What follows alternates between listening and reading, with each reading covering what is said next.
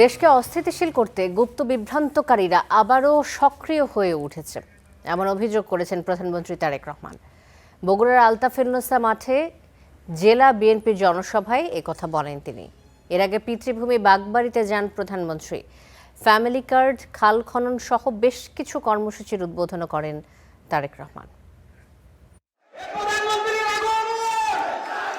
সরকার গঠনের পর এ যেন শুধু একটি সফর নয়, ফিরে আসা নিজের শেকড়ে, নিজের মানুষের কাছে।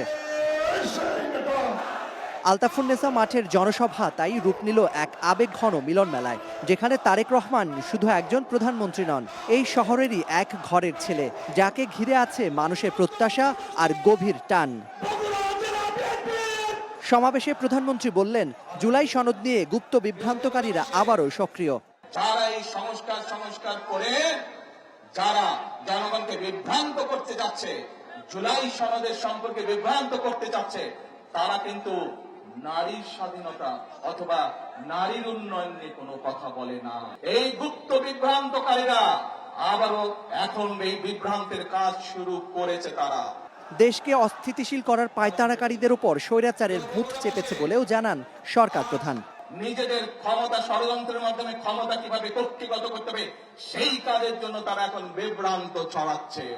জনগণকে দেয়া প্রতিশ্রুতি পূরণে বগুড়া সহ দেশবাসীর সহযোগিতা চাইলেন তারেক রহমান। এর আগে তিনি যান তার চিরচেনা পথ পিতৃভূমি বাগবাড়িতে, সাথে স্ত্রী জুবাইদা রহমান। ঘরের ছেলেকে এক নজর দেখতে নগরের শহীদ জিয়া ডিগ্রি কলেজ মাঠে নামে জনতার ঢল। এখানেই তিনি উদ্বোধন করেন ফ্যামিলি কার্ডের পাইলটিং প্রকল্পের দ্বিতীয় ধাপ। 10 নারীর হাতে এই কার্ডও তুলে দেন তিনি। এখানেই তিনি ঘোষণা দেন পাচার হওয়া অর্থ ফিরিয়ে এনে জনগণের মাঝে বিতরণ করার। আমরা চেষ্টা করব বিগত স্বৈরাচারের সময় যেই দুর্নীতি হয়েছে, দেশ থেকে লক্ষ কোটি টাকা পাচার হয়ে গিয়েছে, দেশ থেকে লক্ষ লক্ষ কোটি কোটি পাচার হয়ে গিয়েছে, টাকা অর্থ সম্পদ চুরি হয়েছে, আমরা এই দুর্নীতিটাকে রোধ করতে চাই, কারণ এটা জনগণের টাকা। শুধু এলাকা নয়, সারা দেশের উন্নয়ন পরিকল্পনা তুলে ধরেন সরকার প্রধান। এই মাটিতেই রয়েছে তার শেকড়, যার আলো বাতাস আর মানুষের মাঝেই বেড়ে উঠেছেন তিনি। আজ তিনি এলেন তার সেই জন্মভূমিতে। তবে তিনি আজ শুধু তারেক রহমান নন, এসেছেন বাংলাদেশের প্রধানমন্ত্রী হয়ে। বগুড়ার আকাশে আস্তায় এক অন্যরকম আবেগ। চেনা পথ, চেনা মুখ, তবুও তার দৃষ্টি আজ অনেক দূরে। প্রতিটি চোখে চোখ রেখে তিনি যেন আজ বলতে চাইলেন, এই মাটিকে সঙ্গে নিয়ে এগিয়ে যাবে আগামীর বাংলাদেশ। বাগবাড়িতে খাল খনন ও জরুরি হামরুবেলা টিকাদান কর্মসূচির সূচনাও করেন তিনি।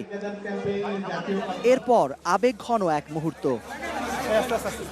বাবা শহীদ প্রেসিডেন্ট জিয়াউর রহমানের স্মৃতি বিজড়িত বাড়িতে যান প্রধানমন্ত্রী। যেন সময়ের দীর্ঘ ব্যবধান পেরিয়ে ইতিহাসের সিঁড়ি বেয়ে তিনি ফিরে এলেন নিজের শেকড়ে, উত্তরসূরিদের অমলিন স্মৃতির কাছে। Zakaria Ahmed, star news, Bogura.